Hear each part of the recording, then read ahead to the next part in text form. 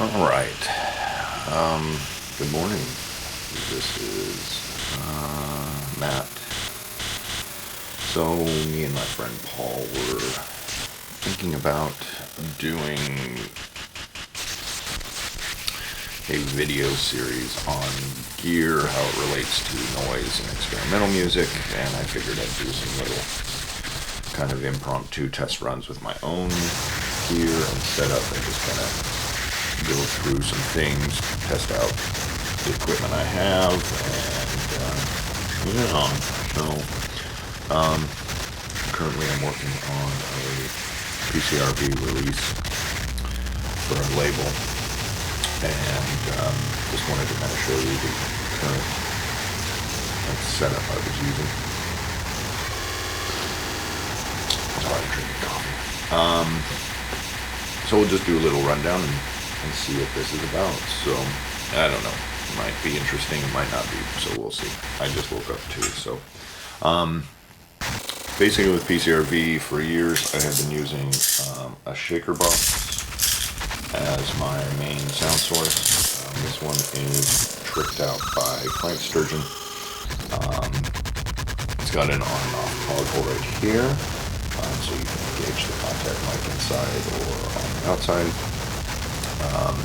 It does have a feedback loop that you can send your mixer back to it, a kill switch to kill the contact mic or engage it, and then a feedback loop, basically attenuator, bringing it in and out as you see fit. So that's where it all starts. My setup is mounted on a Warwick pedal board. I believe they are called rock boards. I have a module up at the top that you can't see of the thing, which has ins and outs.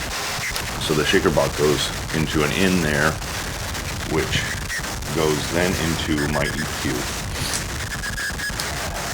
That's where kind of the signal boost, then I can kind of change the tonality of the shaker box there. From there, it's going to a 4MS noise wash, which I built myself. My friend Paul also modified it to have a switch that turns the self oscillation on and off.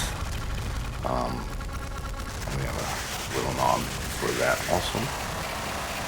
From there, it goes to this Alexander Syntax Air guitar pedal, which kind of has like a bit crusher, sampler, ring modulators, frequency stuff. So typically I'm just using it for the stretch mode, which samples, and then you can manipulate that. Vary to your liking. From there, it's going to my Chord Chaos Pad, something I've just started using more in the last few years. Like it, don't like it, still trying to find where it fits within my kind of sound. We'll be seeing more of it. Been playing it with my modular stuff too, but right now it's just pedal a la facial mess, kind of chomp type stuff. From there, we're going into a DoD death metal pedal. I've had one for years and years and years. I know it's one of those love them or leave them type of pedals. I am kind of looking for a new distortion. I always go back between this and maybe Metal Zone, which lately I haven't been enjoying much. But so that's my main distortion. Then this goes into the Empress Zoya, which is a modular synth and a guitar pedal. It's all digital. I'm using it for a dual looper that I have that is controlled by the Arturia beat step. So every time it triggers a pad, it records, and then the next pad it triggers, it hits play. So you get these nice like panning cut-ups that are very randomized.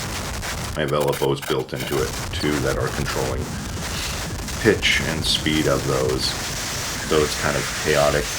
And then those go out into the Boss BD6, so I can get like an overall delay or kind of reverb or metallic sounds on the end. Some of it's fun. I'm still kind of figuring out what I like about this setup and what I don't. I think I might be switching this out. I also do have a mixer off to our left here that I might add a pedal or two to the auxiliary sends so I can add even more distortion and presence to the end. I also have a Vivo Poly, which is another modular synth pedal to be able to create even more kind of hugeness into the sound. So anyway, that's the pedal setup I'm using. Probably will have some sounds shortly with this and hopefully a really sweet release. So thanks a lot. I hope you find this as engaging as I do. Later.